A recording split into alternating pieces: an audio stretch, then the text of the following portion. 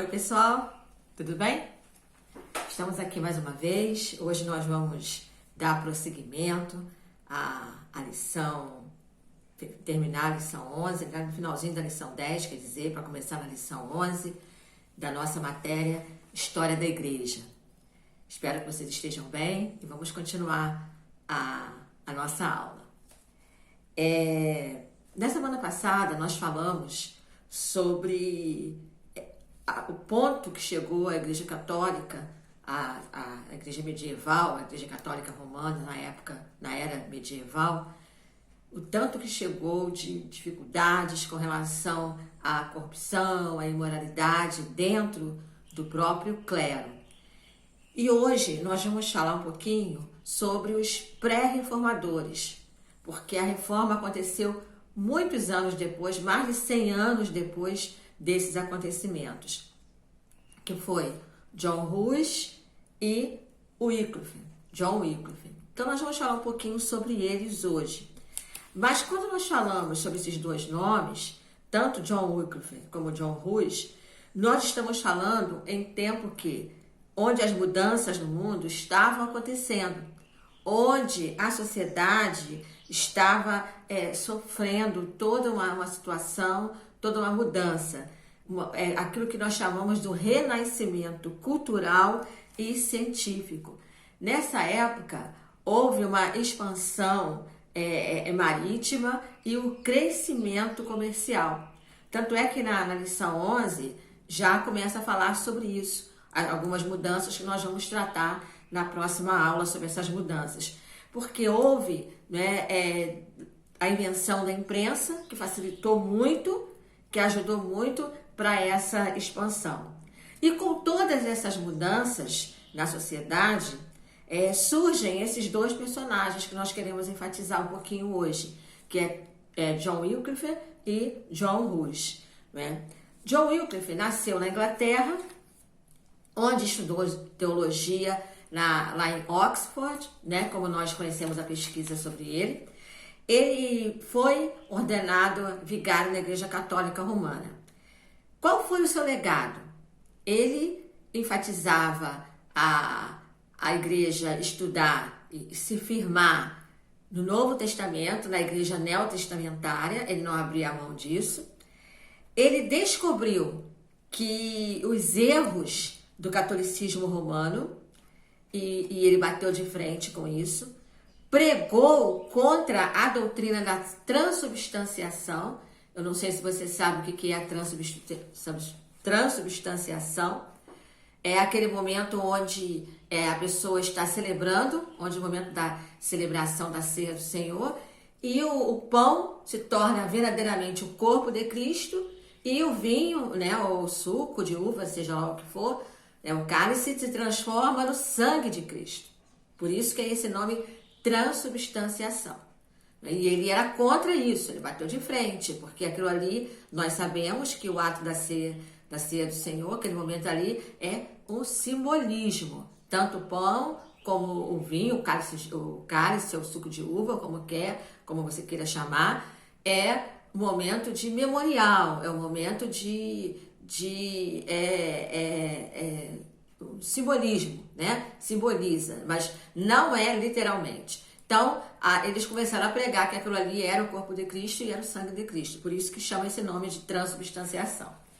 Outra coisa também que o Wycliffe falava, ele se recusava a aceitar a autoridade do Papa, porque Deus estava sempre acima do Papa. O Papa não era quem dava a última palavra, Deus quem dá a última palavra. E um outro legado que ele deixou, ele traduziu a Bíblia para o inglês, para o seu idioma, porque na visão dele todos deveriam ter acesso ao conteúdo bíblico. John Hus, ele estudou na Universidade de Praga, onde ensinou e chegou a ser o reitor dessa faculdade, dessa universidade. Ele conheceu os escritos de John Wycliffe e, quando lecionava, ele começou a propagar. Então, John Hus veio depois de John Wycliffe. Então, ele começou a propagar esses ensinos. E qual foi o legado? Ele pregava contra as falhas morais do clero e defendia a doutrina de Wycliffe. E pelo que a gente conhece da sua história, ele foi queimado vivo na fogueira, né? E ele disse aquela famosa frase: vocês estão queimando um ganso hoje, mas vai vir um tempo que vai vir um cisne onde vocês não vão conseguir queimar. E ali, segundo os teólogos, ele estava falando de Lutero, que veio 100 anos depois, que veio um pouco mais de 100 anos depois, e veio, na época, fazer a reforma protestante. Ele estava falando de Martinho Lutero. Por que ganso? Porque o nome de John Hus significa ganso. Por isso que ele está falando. Olha, hoje vocês estão queimando um ganso magro, mas no futuro vai vir um cisne e vocês não vão conseguir queimar. Então, segundo se sabe, ele já estava ali profetizando sobre Lutero. Alguns espíritas dizem que ele estava falando de Allan Kardec, mas nós não cremos em reencarnação, né? Nós não cremos em reencarnação, então, pelo andar da carruagem da história, nós vamos entender que ele já estava ali profetizando que viria, né? Mas viria um outro que eles não conseguiriam queimar, que viriam propagar os erros. Então ele foi levado para a fogueira porque realmente combatia os erros da Igreja Católica. E aí na página 65, só para a gente fazer uma pequena introdução da nossa matéria, nós vamos começar a falar sobre a reforma, né? Serão algumas lições sobre a reforma. Essa primeira, lição 11, e depois a lição 12, que nós vamos falar sobre Martinho Lutero. Mas a reforma, quando nós falamos de reforma, nós falamos o quê? Foi um movimento que começou lá no século XVI com uma série de tentativas de reformar a Igreja Católica, exatamente por causa dos erros. Quais foram as causas da reforma? Foram as novas interpretações da Bíblia, né? Porque as Bíblias, com a organização, com a inauguração da imprensa, as pessoas deveriam ter acesso à Bíblia.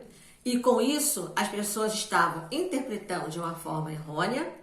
A corrupção do clero, porque a venda de indulgências, depois nós vamos colocar lá no nosso grupo lá, com relação ao que é o clero e a divisão direitinho lá, tá? Para vocês terem uma ideia.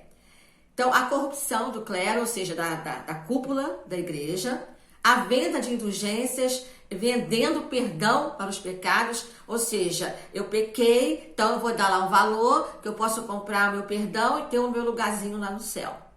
Então a reforma começou também por isso. A crítica à moral dos padres, porque eles não tinham a moral para falar aos fiéis, né? O povo não estava satisfeito, o descontentamento do povo e, claro, a desmoralização papal. Tudo isso contribuiu para um movimento que nós chamamos de reforma protestante. Então, na próxima semana, estudem a lição de número 11 da sua apostila, que nós vamos falar sobre esses fatores e nós vamos falar como estava a sociedade na época da reforma, as principais mudanças que estavam ocorrendo na época da reforma, para a gente ter uma visão geral, tá bom? Então, estudem a apostila, fiquem firmes, está passando, daqui a pouco a gente se encontra. Beijo, fiquem com Deus.